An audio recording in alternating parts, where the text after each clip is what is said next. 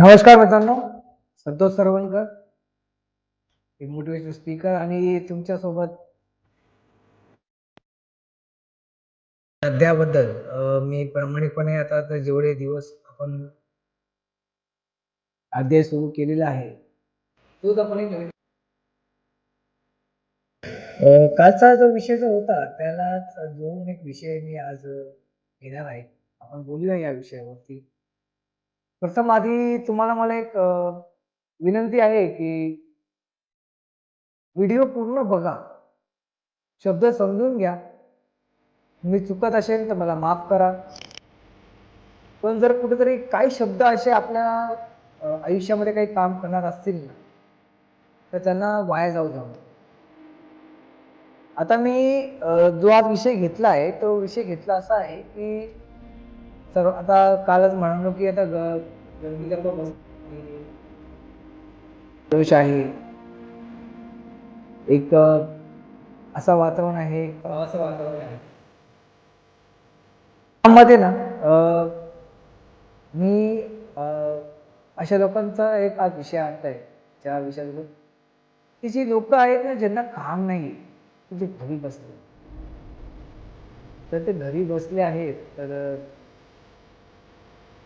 घरी बसून राहून मला तुम्हाला फक्त फक्त विचारायचं, आता घरी बसून राहून मला माहिती आहे की घरी बसून राहून तो व्यक्ती अस्वस्थ झालेला आहे, त्याला कुठे काम भेटत नाहीये किंवा अशी काही व्यक्ती आहेत काम भेटत नाही तर जाऊ दे भेटेल कधी भेटेल असं नाही. तर आपला जो अध्याय आहे आणि आपला जो चॅप्टर आहे आपण सुरू केलेला आहे, आपल्याला आयुष्य बदलायचं आहे, ठीक आहे ना. आपण कुठेतरी अडकलो आहोत ना, आपण नशिबाला कुठेतरी बोलतो ना की आपल्या पूर्ण आयुष्यामध्ये असं काहीतरी दिवस असे आले की तुला घरी बसावं लागतंय, आपल्याला काम नाहीये. ज्या लोकांकडे इथे ऑपॉर्च्युनिटी आहे, त्यांना याला माहिती आहे की इकडे की मला कोणाला कामावर ठेवायचं आहे, तर मी त्यांना एक हात जोडून विनंती करेन, त्यांची परिस्थिती बघा आधी. त्यांना परिस्थिती बघा, त्यांना खरंच नोकरीची गरज आहे हे बघा, त्यांना खरंच नोकरीवर ठेवा. जे कोण म्हणजे बिझनेसमॅन किंवा जो कोणी बघत असेल, राहिला प्रश्न जे कोण घरी बसते, आता घरी बसले जे आहे त्यांना मी सहानुभूती देऊ शकत नाही, पण मी एवढं सांगू शकतो, मित्र मैत्रिणी सर्वांना सांगतो की जर आपण घरी बसलेलो आहोत आणि आपल्याकडे काम नाहीये, आपल्याला आयुष्यामध्ये यशस्वी व्हायचं असेल, त्याचा एक गुरुमंत्र असा आहे, 10 time failures gets 1 time success.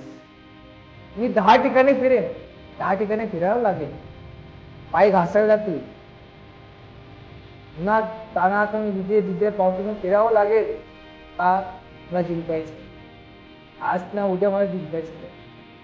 मग जिंकण्यासाठी जर तुम्ही 4-5 इंटरव्ह्यूज मध्ये जर तुम्ही हार मानून घेतली किंवा तुम्ही पुढाकारच नाही घेतला, मला पुढे पुढे जायचंच नाही, मग त्या गोष्टीला आपल्या आयुष्यामध्ये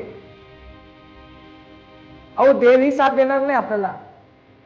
देव पण तेच म्हणणार ना की या व्यक्तीची जिद्दच नाहीये, ह्याला जिंकायचंच नाहीये, तर त्याला जिंकायचंच नाही, तर ह्याच्या पाठीमागे मी ठीक आहे, मी असं म्हणत नाही की देव आपल्या पाठीशी नाहीये, देव आपल्या पाठीशी आहे, आपली परीक्षा बघतोय, पण आपल्याला एक मन जाऊन 10 वेळा असो ना, 8 वेळा असो, 9 वेळा असो ना, आपल्या रस्ते आपल्याला जे मार्ग आपल्याला काढायचे आहेत ते मार्ग आपल्याला काढायचेच आहेत.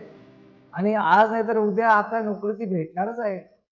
घरी बसून कसं चालणार आहे मला सांगा? घरी बसून घर चालणार आहे का? ज्या बँक बॅलन्स मध्ये असतील काही पैसे, ते किती दिवस टिकणार आहेत? आज नाही उद्या तरी पैसे संपणारच आहेत ना. हात चालते राहिले पाहिजे, पाय चालते राहिले पाहिजे, डोकं चालतं राहिलं पाहिजे. छोटं मोठं काही असेल ना, काम केलंच पाहिजे. लाज नाही वाटली पाहिजे की मी एवढी मोठी डिग्री केली आहे तर मी हे काम कसं करू, नाही.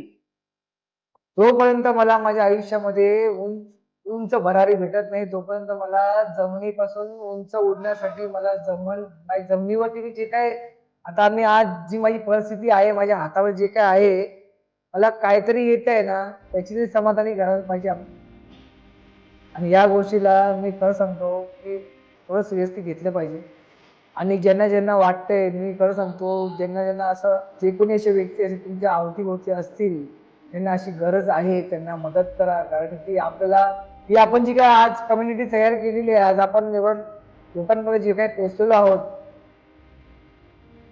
आपण त्यांना आयुष्याबद्दल सांगतोय, पण आयुष्यामध्ये या अशा काही घटना घडल्यानंतर आहे ना, तो होऊन जातो. कारण की पुढे आता सणसुदी येत आहेत, तर सणसुदी येत आहेत, तर त्यांना खरंच सर्वांनाच आता गरज लागणार नाही त्या गोष्टीची. तर माझी फक्त एवढी कळकळ विनंती आहे, जे कोणी व्यक्ती घरी बसून नाही आहे, काहीच नाही आहे, यश येत नाहीये, ते खचून जाऊ नका. आज नाही तर उद्या आपल्या आयुष्यामध्ये ते हार म्हणू नका, एवढंच आहे. आज नाही तर उद्या आपल्याला काय ना काय ते करायचंच आहे, करायचंच आहे, रोज करायचंय, रोज प्रयत्न करा. तर कुठे ना कुठेतरी देव प्रकट होईल आणि देवाची जी तुम्हाला ते बोलतात ना, तो आशीर्वाद असा येईल, असा भेटेल की हा मला जे नाही म्हणजे माझ्या अपेक्षेनुसार पण जास्त असं काही भेटलं माझ्या समोर. माझ्या आयुष्यामध्ये कशी खूप उदाहरणं आहेत, जे राहून राहून राहून राहून नंतर लगेच मला अशी म्हणाली. जास्त काय बोलत नाही, अध्याय सुरू आहे, पण लवकर आपल्या अध्यायाचे जवळ पोहोचत आहोत संपण्याच्या. एवढा जो आपला एवढा जो प्रवास झालेला आहे, त्या प्रवासाबद्दल तुमचे प्रेम दिल्याबद्दल तुमचे खूप खूप आभार. आणि असं साथ देत राहा. पुढे सिरीज नाही, पुढे पूर्ण आपण एक शॉर्ट ब्लॉग करणार आहोत, ते मी सांगेनच लवकर. आनंदी राहा, खुश राहा. आयुष्यामध्ये कुठल्याच गोष्टीला कमतरता समजू नका. हे घडते चांगल्यासाठीच घडते हे समजून चला. जे काय होतं चांगल्यासाठी होतं. आपल्याला शिकवणूक तर झालीच पाहिजे. शिकवणूक झाल्याशिवाय आपण यशस्वी होऊ. त्या भेटूया, आनंदी राहा. तोपर्यंत सर्वांना माझा नमस्कार. जय महाराष्ट्र.